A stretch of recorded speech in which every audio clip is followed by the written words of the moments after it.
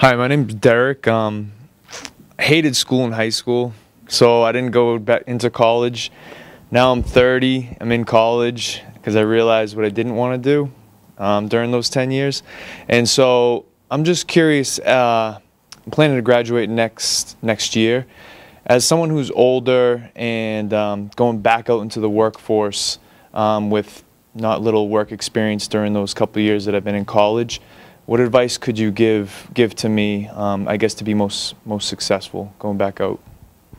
To be honest, you know, I look at it right now as something positive. You know, that you felt the need to go back to school, and you know, you saw the benefit in that. So, in my opinion, that raises right up that you're a little bit older. You could have just said, you know what, I'm kind of where I am, and I'm not going to do anything to move any further. But you know, the fact that you went back to school, you know, in your 30s, like like myself here, but you know, that right away makes me show that, you know, this kid is, you know, looking to do something different, and you know, wants to make himself you know, better, and you know, that's huge.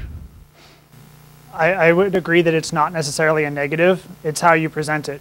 If you can say, you know, this is what's on my resume, this is why it's the time frames it is, this is the, like, life decisions that I made to get there, that's a good thing.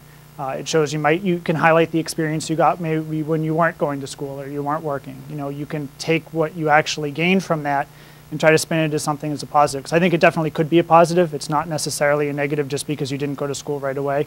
If anything, it shows initiative, you know, that you made up your mind after the fact, recognized a mistake, and then, not even a mistake, but, you know, recognized something that you decided that you didn't like and fixed it. So I think that can be definitely a positive.